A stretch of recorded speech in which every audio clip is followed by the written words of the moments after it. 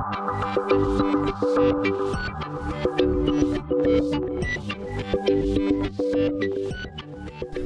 today this will be the Cortex A57. The function under test will be a typical image processing kernel, which is a color space conversion from RGB to YIQ. You can refer to Wikipedia if you want to know more about that. And basically this is just, you have 3 components in a vector, red, green, blue. You multiply that by a 9-component matrix, and you get your YIQ components. That's a computation which is very fundamental to every computations we do out there, because you find that in graphics, in filtering, in, okay. So for this computation, we really need to make sure that we get it right. A canonical implementation in C would look like this, where you have, we take an input stream of bytes, we have an output stream of bytes, a number of samples, and then we have a main loop. Oh, yes, and okay, we use the restrict keyword to avoid aliasing between the inputs and the outputs. We have our main loop with our matrix times vector computation, so really the real meat of the computation. And then we get some rounding with a half LSB and a shift. So, naively, what would we expect from such basic code? Okay, 9 or 10 coefficients loading into registers, 9 multiply accumulates, I mean that's an expectation, and some kind of vectorization, if we are lucky. Okay, first shot at it with our favorite compiler options for the ARM, and that's what we get. So let's highlight the few points. We have 7 coefficients. 2 coefficients have been merged while reducing the strength of the multiplications.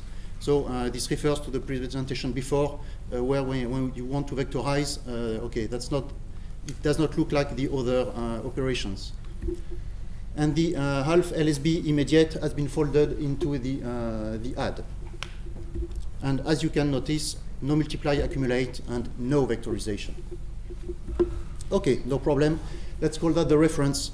So execution time is 1, code size is 1, and we don't use extra data. Okay, now let's fight a bit the compiler, and let's place the coefficients into memory. So we have them into memory.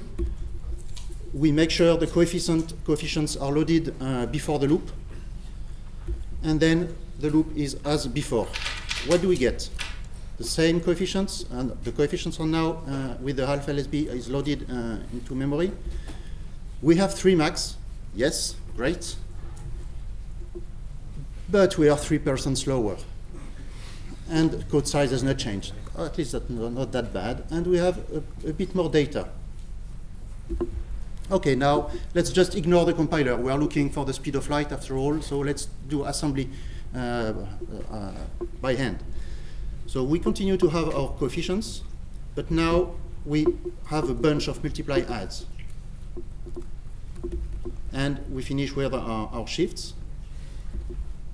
And now we are 6% faster, and we are smaller. So that's good. But this code is not scheduled at all. So what can we gain by scheduling it smartly? Oh, we get a 21% improvement. So here for the scalar code, yes, we have a 21% improvement opportunity, and we can even reduce code size. But what about vectorization? We could be loading 8 pixels from memory to the neon registers. So the pixels, the 8-bit components are interleaved in memory. We could be using the LD3 instruction to load them to the registers, like you have all the red components in V0, all the green to V1, and all the blue to V2. We expand that to 32 bits. We will be using some more registers, of course. We then perform our bunch of multiply and multiply accumulates with the coefficients. We round shift right everything back to the 3 registers. We can extract and compact the 8 LSBs, and we store back everything to memory. And now we are more than 2 times faster, but the code size is close to 2 times bigger.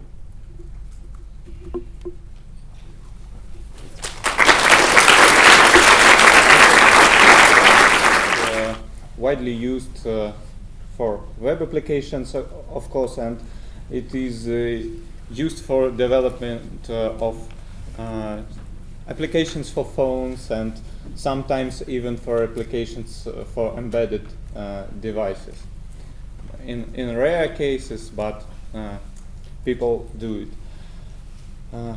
In circumstances like this, performance matter, and our research is about improvement of performance of JavaScript applications by dint of ahead-of-time compilation. Thank you. General approach. We developed a front-end, LLVM front-end, which generate ER, and to generate ER efficiently, we implemented some kind of type analysis. And we start our research implementing ETSMA standard as is by using huge runtime library. As you know, every operator, every function in ETSMA script standard is a procedure which performs type check and then calculates the result. Now in types, we can get rid of type checks, and but first we started with naive implementation of runtime calls. And on this slide you can see sample of code we produced to just return and plus operations. Then we removed these runtime calls with our type inference and static LLVM ER. We use data flow analysis just to clarify this approach. We started with knowing nothing about types, then we interpret our program and obtaining some pieces of knowledge, merging this knowledge with prior knowledge about types, and stop when fixed point is reached. Using this approach, we achieve this code for plus operation. And in general, for SunSpider benchmarks, we can beat Google V8 engine up to 2 times. Of course, SunSpider is simple benchmark, but results are promising. Thank you.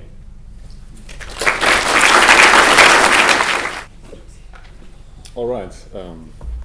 My name is Tilman Scheller. I work in the Samsung open source group, and I'm going to talk about building Clang and LLVM efficiently. So I'll start off with a short introduction, show some performance numbers, and I will conclude the talk with a summary. So what is this talk all about? Clang LLVM are big pieces of C++ software.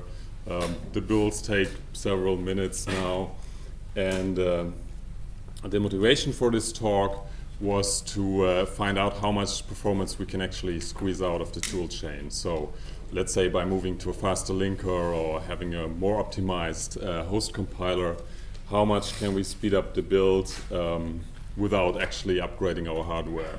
So the focus of this talk is mostly on 64-bit Linux, and I'm using a fairly standard build machine. So a couple of ideas how to speed up the build. Well, the most obvious one is to build with Clang rather than GCC. Another thing we can do is to try to build less. So we just, for example, disable all the backends we don't really care about. On Linux, we can use Gold instead of LD. And we can also try to just optimize the host compiler as much as possible. So things like LTO, PGO come in mind here. And for incremental debug builds, because we are heavily dominated by link time, it makes sense to see how much we can improve by doing a shared library build rather than a static build. So I did a couple of measurements with all those things just mentioned. And first, a couple of words in general about the measurements. So I've been using the GCC shipping with Fedora. Clang, I'm using a snapshot from Wednesday last week, so that's still fairly recent. And I've been doing just standard debug and release builds of Clang, so I've not tweaked any optimization flags or anything like that. And by default, I'm linking with Gold, and I'm invoking make with J8, so because the machine is a hyper-threaded quad-core. And the results are always at least the best of 5 runs. Often it's much more. So how much performance do we gain just by moving to Clang from GCC? So for debug builds, we get a speed up of 48%, which is quite good. For release builds, we still get a nice 34% speed up. What happens if we only build the backend for the platform we are targeting and stop building all the other ones? We get a 27% speed up for debug builds, and we are still 24% faster for release builds. So that also helps quite a bit. What happens if we move to Gold from LD? So for release builds, that's not really helping much, but for debug builds, we still get a nice 17% speed up. And if we go to the next step and try to optimize our host Clang compiler as much as possible, you can see that it doesn't really matter much if you use Clang or GCC if you compile at 03. So that's also interesting observation here that the code quality is pretty much on par now. We get a nice speed up if we build the Clang with LTO enabled and with Clang. And but if we try to do the same with GCC and do an LTO build of Clang with GCC, performance actually regresses compared to the 03 build. So there's definitely something going on there which should be fixed, I guess. And if we move to a PGO build with GCC, then we actually get a 16% speed up over the 03 build. And that's really the fastest combination we can get here. And for the debug builds, it looks quite similar. We also see those kind of regressions on the GCC side for the LTO builds. If we take a look at incremental debug builds, so this is just a small experiment I did where I changed a single file in the ARM backend and compared it with a shared build and a static build. You can see that for the shared build, we get a significant speed up here. So the build time just goes down to 5 seconds. So in summary, if you care about compile time, always build with Clang. If you're on Linux, use Gold rather than LD. Gold has been around for a while, and it's really stable, so there's no reason not to use it. If you want to have the maximum performance, go for a PGO build of Clang with GCC. And for debug builds, I think it's always a good decision to use a shared library build. And if you look at the overall speed up, so moving from a GCC and LD to a PGO optimized Clang and Gold, we actually are almost twice as fast for debug builds. And for release builds, we are still 60% faster. So all those things definitely help. Thank you. Spear was introduced in the beginning of last year. It's an intermediate representation for OpenCL kernels. And the way it worked before is that if you want to run your OpenCL kernel, you have to feed the sources written in OpenCLC into the driver stack. And with Spear, on the other hand, you also have the option of compiling your kernel into a Spear binary and then just feed this binary into the driver stack.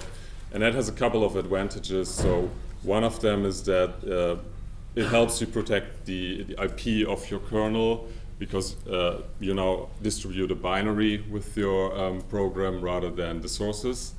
And it also helps to Spear is a much easier target for any kind of domain-specific languages rather than having to emit OpenCLC.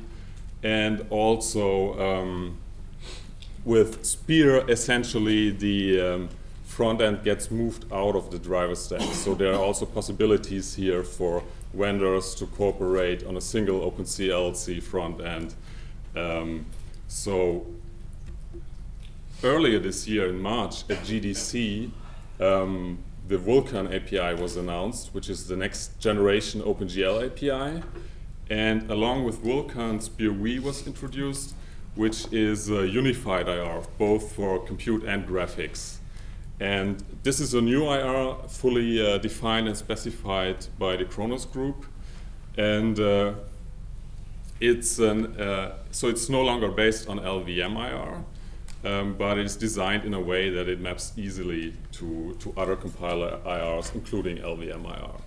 And it's really intended as a stable binary format for distribution of shaders and compute kernels. And given its focus on graphics, it contains a lot of native support for the different graphics idioms.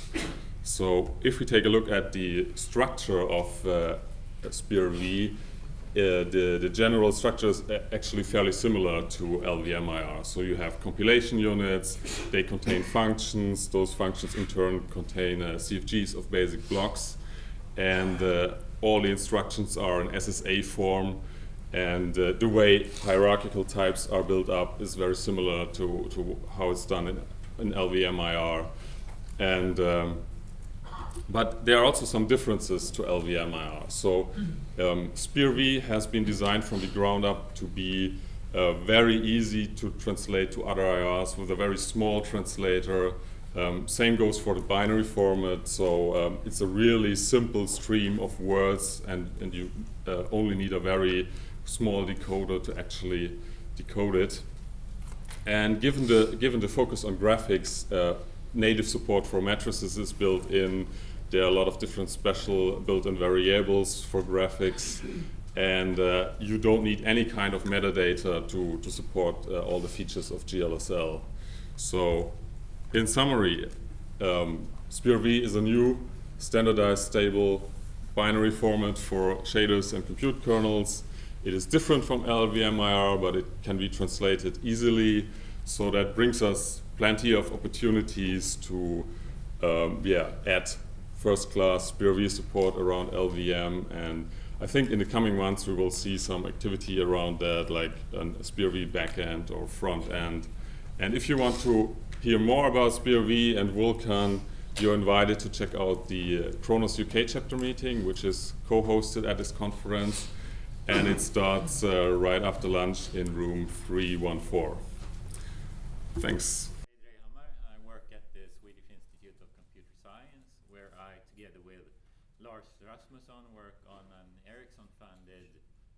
JIT system for Ireland. And I talked about that at last year's EuroLLVM, but this talk is not about that, but something I got to know at last year's conference, namely patch points. And patch points is something relatively new. It appeared first in last summer, I think, in 3.5. A patch point is something which makes LLVM emit a call to a function pointer. And LLVM can help you by lowering the first number of arguments according to your current calling convention, and then it also pads the emitted code to be at least shadow-sized bytes. And this is all very nice and fine, but it also gives you a secondary data structure called a stack map. And in the stack map, each patch point used is identified by the ID you have given it. And in that table, you get to know where each of the arguments are located. So, for example, you're told that your third argument is in a certain particular hardware register, some other argument is on the stack, a third is a constant at this place in the code, and you're also told which other registers are live at this point in your program. But that is something I first heard about last year. This solves a lot of problems for us in our system. But how do we create the function we call through this function pointer? We could do it by hand, but that is hard. So for that, to solve that problem, I proposed a new calling convention in LLVM. We've called it explicit CC. And it allows you to tell the register allocator where your arguments are located, in which registers they are, using a parameter attribute. You also have a function attribute, noClobber, which tells the register allocator which register are called eSave. And all these attributes use the same internal register IDs as the already existing intrinsics, LLVM, read register and write register. When we're making this call to our function, we might also want to modify values in the caller. So we also have an intrinsic called return with registers, which once again reuses those parameter attributes, so you can actually update the state of your running program by putting values into hardware registers. This patch or patch series is available on Fabricator since yesterday afternoon. So if you think this sounds like fun, why not take it for a spin, review it, and hopefully we'll get it committed. Thank you.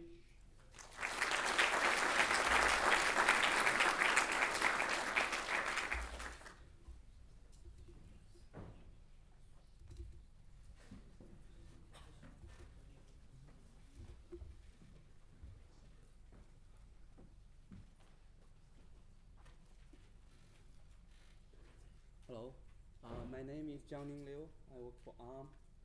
So today, in the following 5 minutes, I'm going to share LLVM inlining enhancement.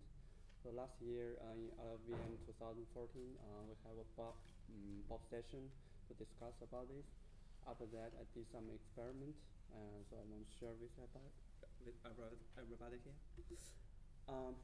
So the background. So basically, right now the LLVM inliner is using a fixed threshold to control the code size bloat. Right now, for example, for O3, it is 275, and it can be slightly tuned for some callee characteristics like the vectorized code.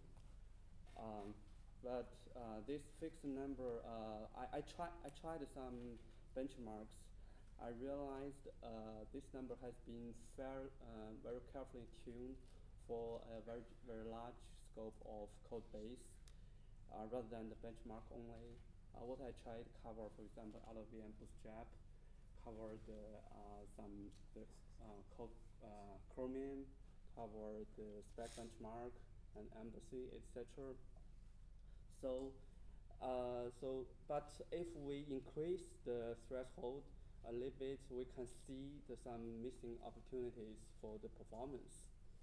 Of course, the cost is the code size bloat. So So now we can see for this graph, this is to show if we increase the threshold to 1000, we can see some performance sweet spot at the right side.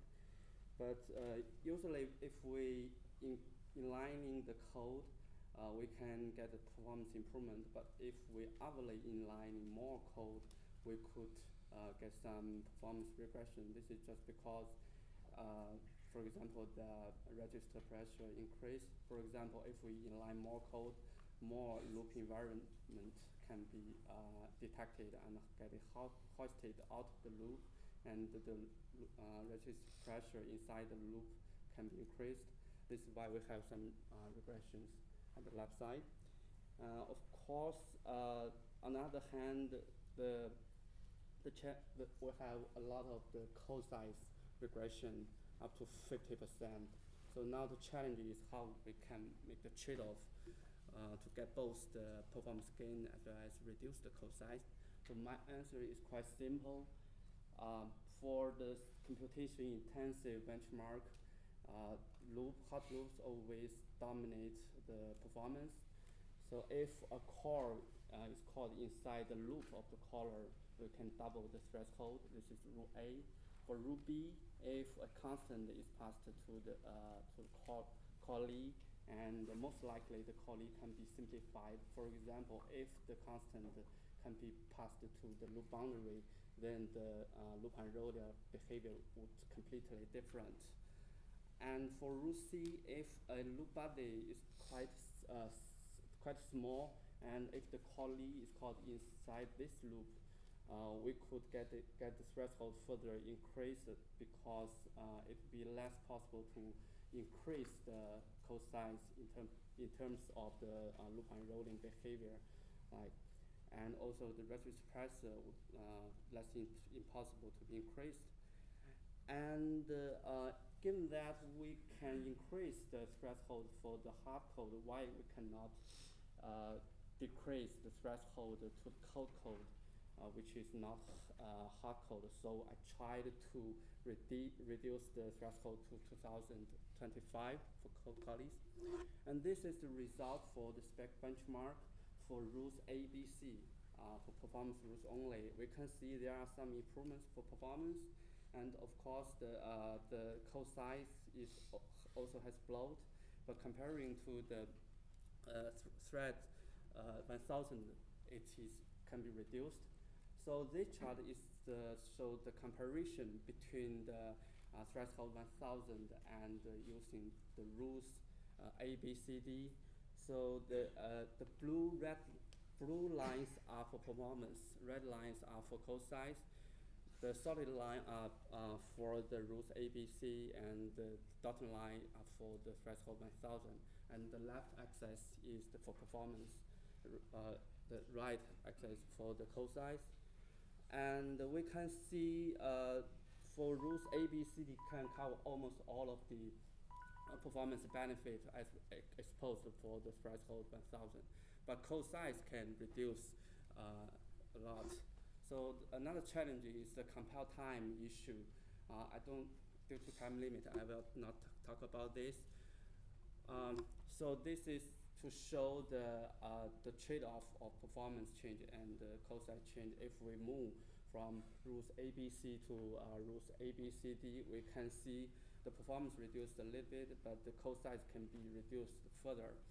So we choose rules ABCD finally. So now the current status is patch is under review in the community, but major argument is maybe my rules are too simple, and we can work out even more sophisticated model for the inlining. But there are some challenges because the inlining is at the very beginning stage of current LLVM inlining implementation, and compile time is also a challenge. That's all from me. Thank you.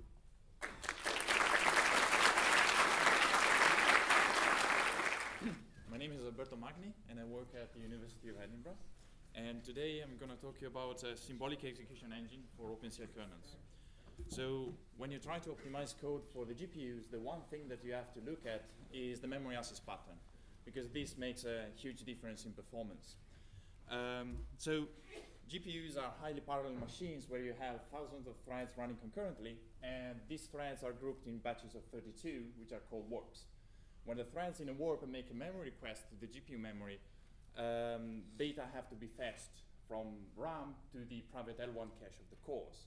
So if for example, the 32 floats that are requested by a warp are all consecutive in memory, are contiguous, then you can coalesce this request into one single transaction. So you ask for 128 bytes and you get 138 bytes. You use all the data that you fetch into the cache.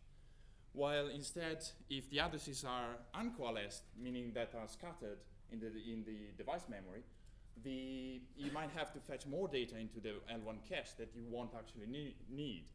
And this leads to a waste of bandwidth and performance problems. So to help the programmer identify these performance bottlenecks, we propose a way to statically detect these problems in the source code. So basically, for each, so we analyze the OpenCL code, and for each instruction, for each memory instruction, we resolve the address and we compute how many transactions are actually performed by the hardware. If this number is 1, it's all good. If it's higher than 1, it means that the code could be possibly improved. So SimEngine takes a number of inputs. The first one is the code and the shape of the iteration space. And it spits out the number of hardware transactions that are made by the program on a specific GPU. So the way that this is implemented is through the construction of a logical warp made of logical threads. And these threads basically symbolically execute the code, and for each address that is assessed in memory, it computes the scalar evolution value of this address for all the threads in a warp. And given that we can resolve statically the addresses, we can compute how many cache lines are touched, and consequently how many transactions are made. So the way to validate this is to compare the output of SimEngine with the actual reality of things. So in this figure, we have multiple program versions. On the x-axis, we have multiple program versions of the Black-Scholes application. And on the y-axis, we have the total number of transactions that are actually made by the hardware obtained by profiling on an NVIDIA GPU. So we basically want to estimate this curve, and we want to identify the best performing configuration is the rightmost one, which is the one that minimizes the number of transactions. So with SimEngine, we can approximate this curve really well. We can match the performance. Well, we can match the actual reality of things. So we tested SimEngine on many benchmarks and many different versions, and it usually gives very high accuracy, and the correlation between the reality and the prediction is close to 1. The cases in which it doesn't work well is where you have indirect accesses to memory or benchmark controlled by control flow. In this case, statically resolving addresses is not possible, and you have to make assumptions, and you have to speculate how many transactions you're going to make. So the code is on GitHub, and if you want to take a look, you're welcome to do so. Thank you. My name is Edward Jones, and I'm from Emicosm.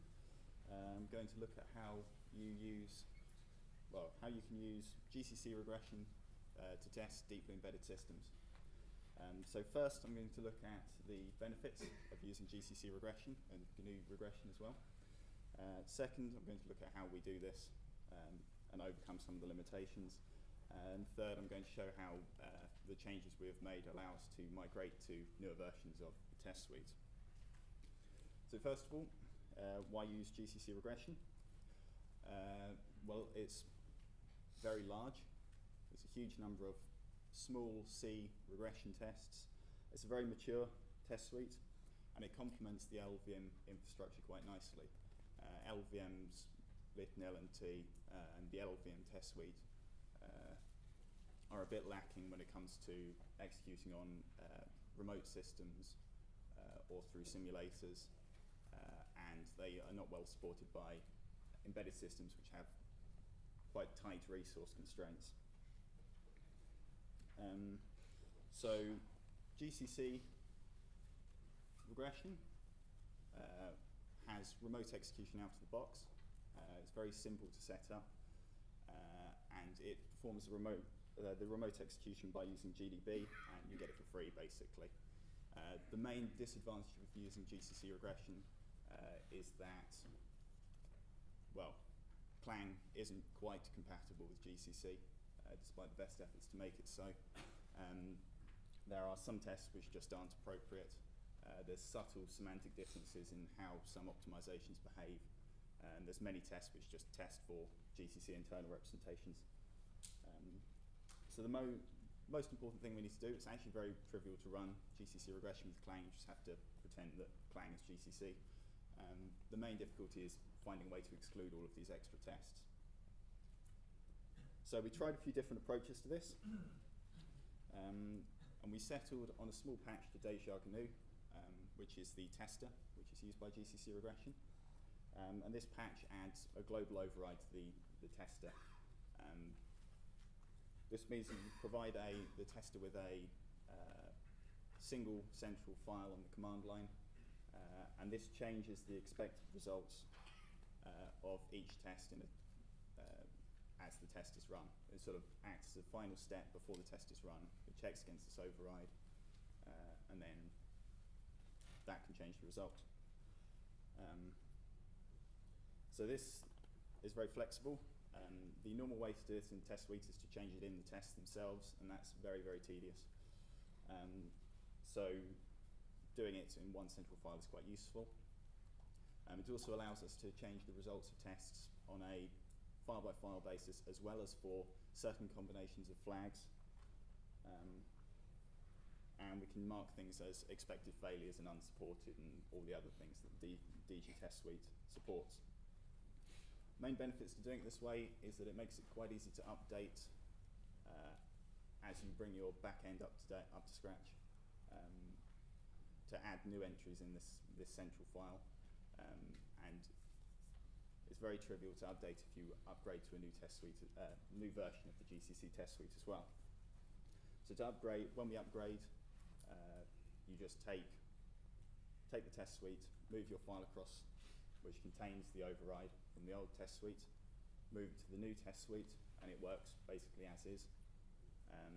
There's some minor changes that need to be done to the test suite itself, but that's basically all you need to do. More details about this are soon to be on our website. They are on GitHub at the moment, but I've not quite written the blog to tie it all together yet. And yeah, and I will have a poster outside after this is finished for any questions. So thank you. Hello, I'm Hao Liu. I'm from ARM. Today I'll talk about a concrete task to teach the loop vectorizer about interleave access. So what is interleave access? Let's start from a simple case. This is similar to the RGB YIQ just introduced by Arnold. This loop visits each pixel in one iteration, updating RGB color with different operation.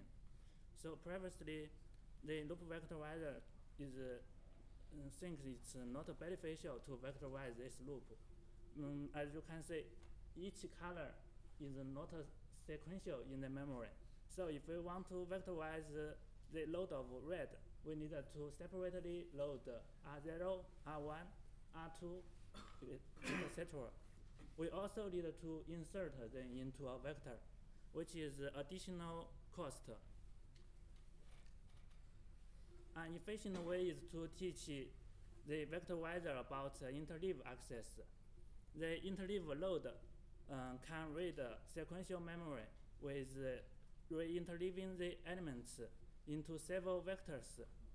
In this case, we can get 3 vectors, each consists of one kind of color. And on the contrary, the interleave store can write memory with de-interleaving the elements in several vectors. This is beneficial because some targets like ARM and AX64 have a hardware instruction like LD3, ST3. For targets having no similar instruction, it's also benefit because we can use the vector load or vector store plus shuffle vector. So the loop vector wider consists of 3 phases. Our work is mainly in the legality phase and the transform phase. The key in the legality phase is to identify the interleaved access. We do this in 3 steps. The first step, collect all the constant threaded access. And the second step, sort the collected access so that we get the consecutive access with the same thread. And the last step, we select a list consists of the same number of access equal to this thread. In our case, as there are 3 loads, each load has thread 3, and they are consecutive, so they are identified as interleaved load. Besides the identification, we also need to improve the original legality about the induction and the memory check. Because previously it only supports sequential induction and sequential memory accesses. We need to support inductions with arbitrary steps. The memory check also need to consider about this thread. For this case, if the induction step is less than 3, it has 2 dependencies and cannot do vectorization. Otherwise, we can do loop vectorization because there is low dependence. And the last phase is to transform the scalar loop into vector loop. For the identified interleaved access, there is low IR can describe such behavior, so we need new intrinsics. We tried 2 kinds of intrinsics. On the left side, 3 thread load are used. The problem is that the backend need to analyze and combine them together. This is difficult because they may be broken up, and it's not worthwhile. So we finally choose the right side one to use one index load, which has an index vector to indicate its interleaved access. The backend is simple and clear, just need to match 1 to 1. The shuffle vector won't generate any instructions. So the patch is sent out for the code review, and now is still under refactoring. For the performance, some specific benchmarks may have huge improvements. Say the embassy RGB CMY will have about 6 times acceleration, and the RGB YIQ will have 3 times speed up. I said the improvement was expected because there are also other challenges. We need more tuning and to fix the challenges so that we can get the improvements. Yeah, thank you.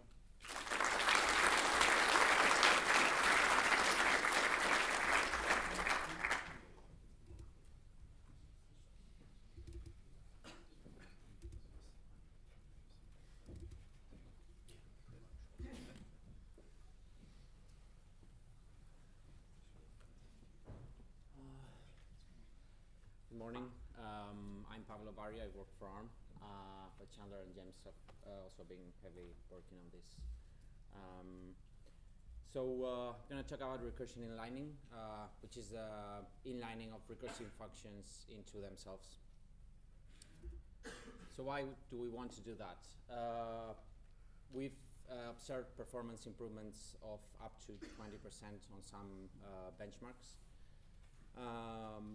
We also want to improve the chances for other optimization passes because recursion inlining increases the function size and therefore increases the knowledge of the context and for other optimizations like what kind of how a variable is used, so you can get rid of some uses. And well, this is like a side effect of the optimization, but this first 20% is just by changing the function recursively inlined into into a code. So you well, it doesn't matter. So the current status is that GCC inlines recursive functions up to a certain depth. It's static. But LLVM marks recursive functions as no inline, and that is in the analysis pass, and in the transform pass done afterwards, it also double checks that recursive functions are not inlined. Problems with recursive inlining can be code size, so the code load might explode, and also we have to take care about register pressure. So I'm going to talk about two different approaches to recursive inlining. The first one, which is the one used by GCC actually, and as far as I know, probably all other compilers, it's to inline iteratively. So this would be an inline to a level, recursion level 1. It's a normal inlining, as you can see.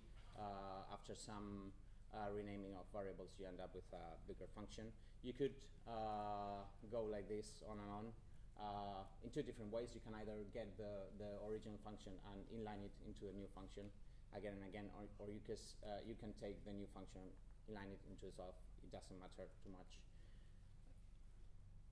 But you can see here that it looks like kind of loop unrolling in some ways.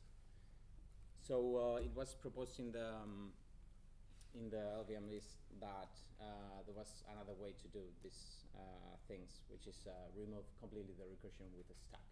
Because you saw in the previous slide that the recursion is not completely removed. You at some point you have a call to the function itself. But if you add a stack, and this is actually how things are done in the at the assembly level, so whenever you take a function call, you put something to the program stack, then you jump somewhere. So this is no different. You get the function call, you split the basic log there, and you branch to the startled function. But you need the stack. This is actually already done in some compilers for FPGAs, where you don't have a stack, and therefore you have to cook everything yourself. So what can this do? So what advantages does this approach have with respect to the previous one? Well, you get rid completely of the recursion, so further transformations and improvement, so the optimizations coming after this one, they can take advantage of a lot more knowledge, because they can assume everything about the variables and the basic blocks. And this is really, well, take this with a grain of salt. It's Fibonacci, so it's a pathological case of very deep recursion with hardly any work to do in between. But it was easy to have the stack approach manually implemented on this, and that's why we took it. So you see we're comparing time in the upper table compared to the GCC base. So the base -03 and iterative inlining in GCC are the same, because GCC is essentially inlining iteratively by default. And Clan is almost 2 times slower, because it doesn't inline anything. It just marks the recursion as no inline. So you see that with the stack approach, we go down to 1.19, and with iterative inlining, so I cheated here because I know that with a depth of 1, I can get the best results with Clang, with paths that I coded. So actually, I get a really good object size, whereas GCC doesn't. That's because I know that, because I've hard-coded this depth of 1. And well, differences between the stack and iterative inlining in performance. Again, I'm saying this is Fibonacci. We expect that when we get the stack approach working on some more sensible programs with higher basic blocks and loops, we can get more performance out of this and hopefully get beyond what we get with the chart. Hi, I'm Russell Gallop from SM Systems.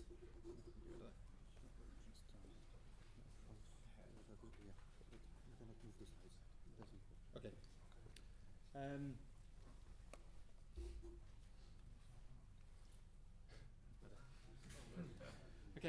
So I'm part of the PlayStation 4 compiler team, and I'm going to talk about a method of testing that we're using that we've recently shared upstream.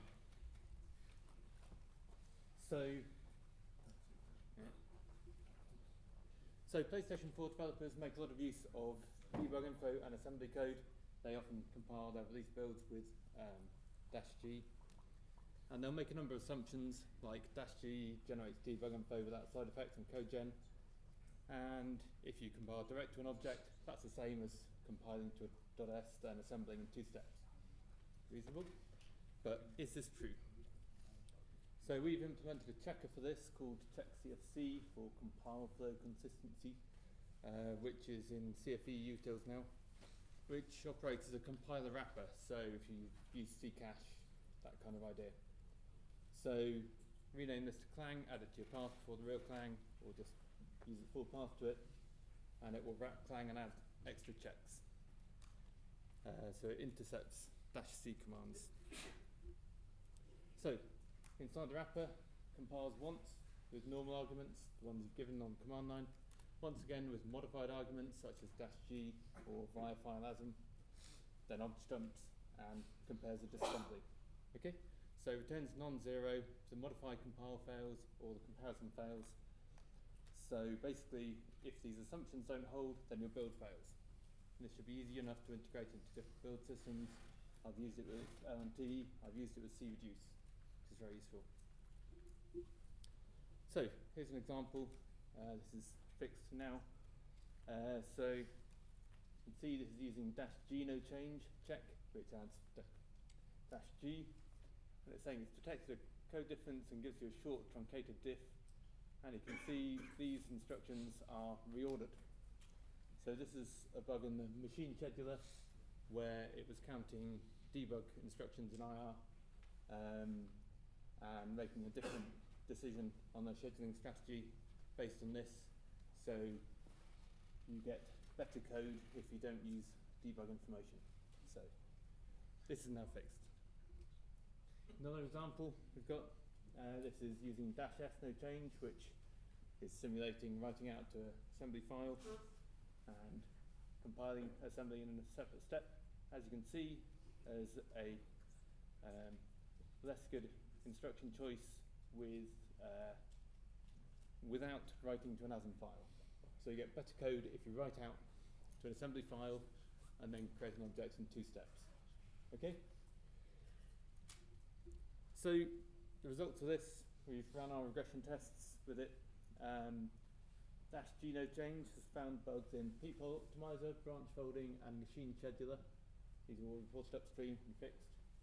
-S no change, using via file asm, found bugs in iCell and fast iCell.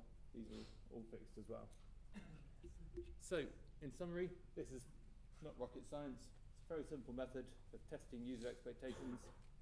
Finds subtle bugs across large parts of the compiler. There are other things that we could add, testing different ASM syntax, save temps, checking debug information doesn't change, checking data, etc. So please be aware of these kind of issues. Please try it out, and I've got a poster afterwards. Thank you.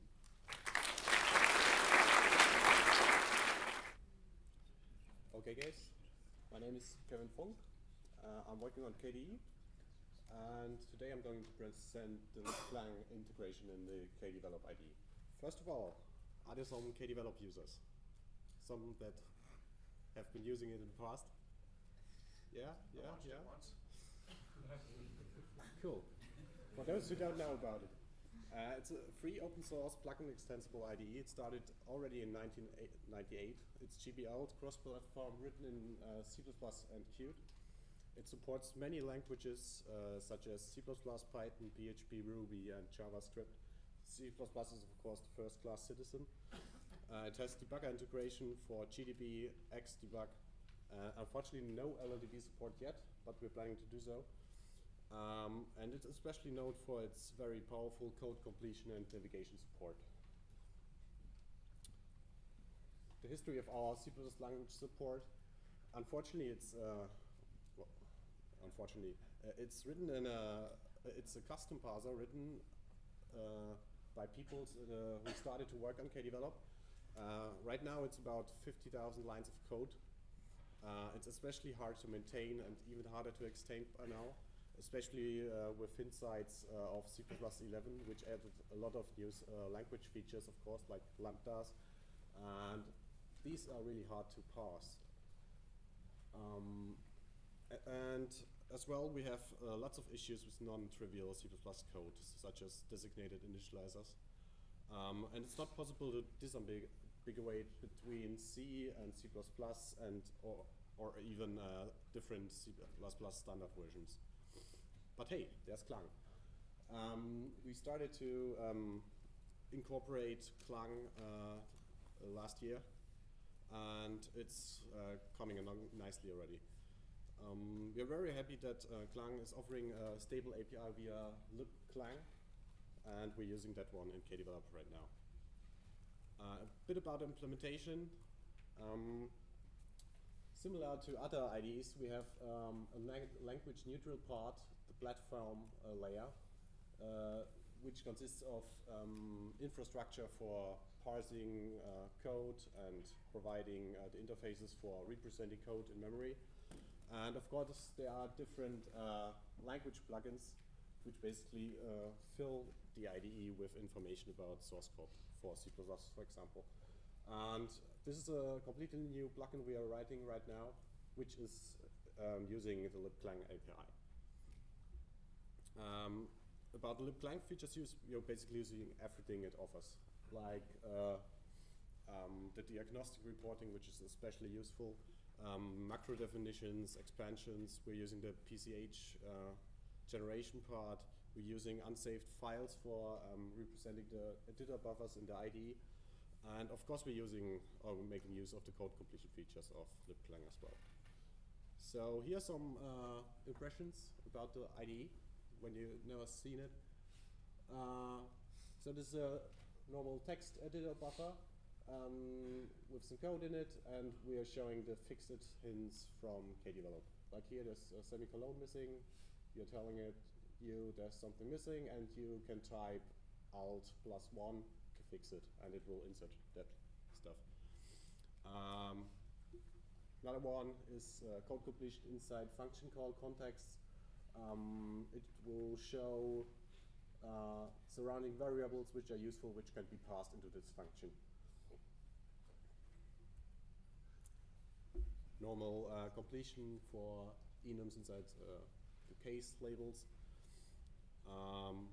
We can also track the definitions and the uses of macros. You can see an outline here as well. And we have a bit of basic Objective-C support. Initially, kdevelop wasn't designed to support Objective-C, or couldn't support it. And right now, because of Clang, we can actually get we actually get that for free. Yeah. Something else, also very nice, which was added just recently, parsing of the Doxygen style comments. Clang does that, and you get even diagnostics for writing wrong stuff inside the Doxygen comment. Like here, there's bar, but there's foo, and oh, that's wrong. And you can also fix it. This is, yeah, it just works. What's up next? Yeah, sorry, finishing up. We'd like to fix a few more things in libclang, like the C++ 11 autotype deduction. For example, if we write auto I equals 1, we'd like to have the IDE report I is of type int, but right now libclang just tells you it's auto. We'd like to get that fixed. We'd like to get preprocessed contents of macro expansions out of libclang. Isn't possible as well. We'd like to identify diagnostics by introducing some new function like this here, not decided yet. And of course, we need to backport a bit more stuff from our old C++ plugin to add more of the convenience features. Like we have this little feature which converts dot to dash array if you inside this context, for example. Yeah. And yeah. Kclang is still manageable. It's just 10,000 lines of code. And we'd really like to see some more contributors, maybe also from the LLVM Clang community. Maybe you're interested in writing or providing support for Clang for a truly open source IDE. Yeah. That's about it. Thank you.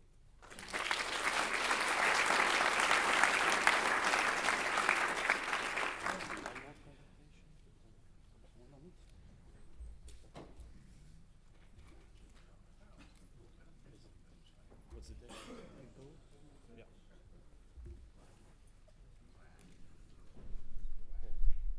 Hi, I'm Alex Richardson. I'm doing my Master at Cambridge at the moment. And in the compilers course, I thought, why not optimize the pimple idiom? It's also known as dpointer, or it's got lots of names. Basically, it's used to keep binary compatibility between library versions, and Qt is probably the library that I use that most, and all the KDE libraries. It works really well, but you need to have an extra object allocation for each object. So if you use it, you have your class foo, and that has only one data member, which is a pack pointer to some private class, which is just defined in the implementation. So you have to add this extra new call, which causes another call to malloc in the end. So you have two malloc calls for your just one new call, which would be nice to avoid. And it gets even worse if we add inheritance. Now we've suddenly got two private pointers. We've got three malloc calls. So my idea is we just create one big allocation, and then we calculate the offsets for the private classes, add a bit for alignment, and then use placement new to figure out where it actually should be allocated and doesn't then need to call malloc. There's various ways of doing it, but not every way retains binary compatibility. In C++, there's just about everything you do breaks binary compatibility. You have to be really careful. And the solution I chose, it could be done just by changing the source code, but you have to add lots of boilerplate code, and it's quite hard to debug. And since we have Clang, it would be nice to just let the compiler do it for us.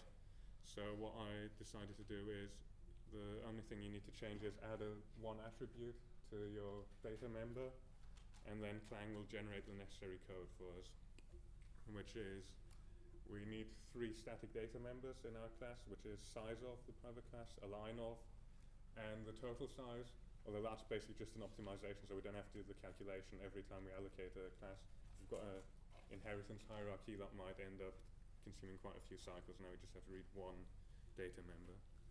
And for every constructor, generate a new one, which adds an extra parameter.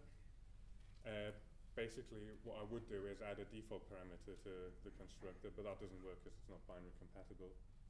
And then inside the constructor, if this extra parameter gets past the non-null pointer, we use that pointer to use placement new there for the private class, then adjust the pointer for the base class, and then do the same thing in the other class. Then the original constructor, it's quite nice now with C++11, we can just use the delegating constructors and forward the call to the newly generated one. And another thing is the private class has to be changed as well. We need to store a flag whether it was allocated using new or placement new. If it was allocated using placement new, then we skip the call to free, otherwise we call the normal operator delete. And finally, the most tedious thing is every call site of new foo has to be replaced by a new allocation using the global operator new, with the total size. Then we use placement new at that location, past the original arguments, and then the buffer plus the size of the class, and then eventually maybe you need to add some alignment. And yeah, so that results in up to 50% speed up if we have some allocation heavy benchmarks. And actually the total memory usage goes down as well a bit. Of course that's not a real world benchmark. I don't know how well it would work in the real world, but it works reasonably well. And yeah, the code's on GitHub if you're interested. Otherwise, ask me some questions or drop me an email. Thanks.